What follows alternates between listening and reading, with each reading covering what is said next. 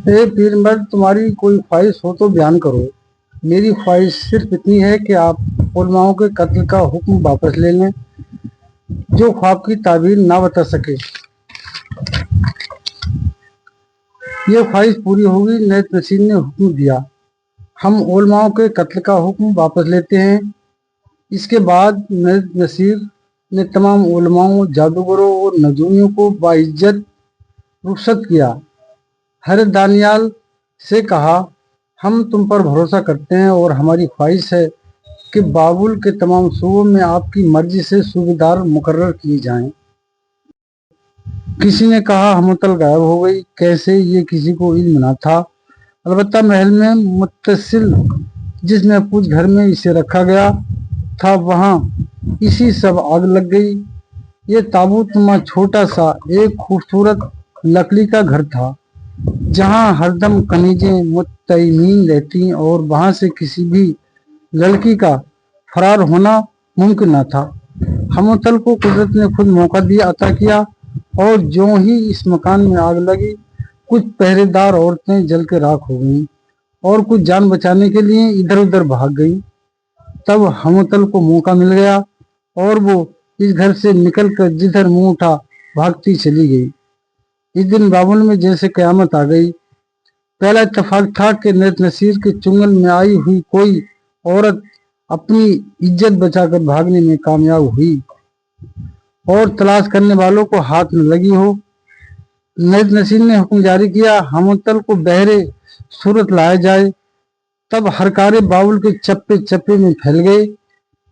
इस वक्त इराक का शहर बाबुल दरियाए दजला और फरात की दरमियानी वादी में वाक़ा था और अपनी जरखेज तहजीब के लिहाज से दुनिया भर में मशहूर था। इस जमाने में भी इसकी हसीन इमारत और सरसब्ज बागियात इंसानी अकल को हैरान कर देते थे। और सबसे ज्यादा खूबसूरत इमारत नैत नसीर का महल था। इसी महल से तकरीबन 20 मील के फासले से अंदर जाकर एक छोटी सी कुटिया थी जो हजरत दानियाल का मस्कन थी। और इस वक्त इनके साथ सिर्फ 3 साथी ऐसे थे जो सही मायने में शरीयत मूसा पर चल रहे थे। ये थे अब्दुल नजू, सदरक और मयक। रात का वक्त था। हजरत दानियाल मसरूफ इबादत थे कि अचानक उन्होंने सर उठाकर तीनों शागिर्दों को देखा और बोले, मूसा के अजीम ताकत वाले खुदा ने मुझे खबर दी है कि तुम्हारे इम्तहान का वक्त आ गया है। ये सुनते ही अब्दुल नजू, सदरक और मैक ने सर झुका दिया और बोले, हम आखिरी दम तक मूसा के खुदा की अताअत करेंगे, क्योंकि वही अताअत और इबादत के काबिल है। हजरत दानियाल ने दोनों हाथ उठाकर दुआ की, ए मूसा के रब, ये चंद लोग मेरे साथी और तुझे मानने वाले हैं।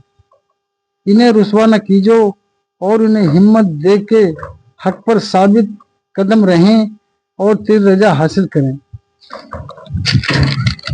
ये दुआ करके उन्होंने उन तीनों की जानिब देखा और बोले, मुझे मूसा के खुदा ने ये खबर दी है कि वो जान और हसमत से, दौलत से और हुस्न की सहकारियों से तुम्हारी आजमाइश करेगा और जान के खौफ से भी तुम्हारा इम्तहान लेगा। सो जो कामयाब रहा वो महबूब ठहरा। ये सुनकर अब नजू, सदरक और मैं खामोश रहे। शायद वो अपने लिए खुद खुदा से दुआ कर रहे थे। जब ये दुआ तमाम हुई तो हजरत दानियाल बोले, तुम तीनों जाओ और यरूशलेम की राहिबा को यहाँ ले आओ, जिसकी हिफाजत का फर्ज मूसा के खुदा ने तुम्हें सौंपा है। ये सुनकर तीनों चौंक गए और कुछ कहने की जरूरत ना थी, लिहाजा वो चुपचाप उठे और हुजरे से बाहर निकल गए और इस रास्ते पर चल पड़े जिससे हमतल आ रही थी। महल से फरार होकर हमतल इस इलाके में पहुंच गई जो दरअसल एक वीराना और हजरत दानियाल की मस्कन था, मगर बाद में वो यहूदियों की बहुत बड़ी पनाह गाह बनने वाला था। मसाल की रोशनी में अब्दुल नजू, सदरक और मैक ने यरूशलेम की इस हसीना को देखा और गड़बड़ा गए। उन्हें महसूस हुआ कि ये मासूम हुस्न दुनिया की सबसे बड़ी आजमाइश है और इस रात ان تینوں کو معلوم ہوا کہ حسن بھی ایک جادو ہے جس سے بچنا انسان کے بس میں نہیں ہے۔ انہوں نے کھلے آسمان کے نیچے جا کر خدا سے ایک ہی دعا مانگی۔ عبدالنجو نے کہا، اے موسیٰ کے لا انتہائی طاقت والے خدا، مجھے یہاں سے کہیں بہت دور لے جا۔ صدرک نے سجدے میں سر رکھ کے گڑگڑا کے دعا کی، موسیٰ کے عظیم طاقت والے خدا، ہموتل کی حفاظت کا فرض حضرت دانیال کو سونپ دے اور مجھے یہاں سے دور پہنچا دے۔ اور میک نے خدا سے التجا کی، موسیٰ کے لامحدود طاقت والے خدا، جس جگہ کو تو نے یروشلم کی راہبہ کا مسکن بنا دیا ہے، وہاں سے میرا آبودانہ ختم کر دے۔ عرض کے ان تینوں نے ہموتل کے قریب سے بچنے کی دعا کی تھی، اور تینوں نے یہ دعا اس طرح کی تھی کہ ایک کو دوسرے کا علم نہ تھا۔ لیکن اگلی صبح جب وہ ہرے میں گئے تو ہموتل عبادت میں مصروف تھی۔ ان تینوں نے نظر جھکا لی اور حضرت دانیال کے سامنے دو جانوں ہو کر ادب سے بیٹھ گئے۔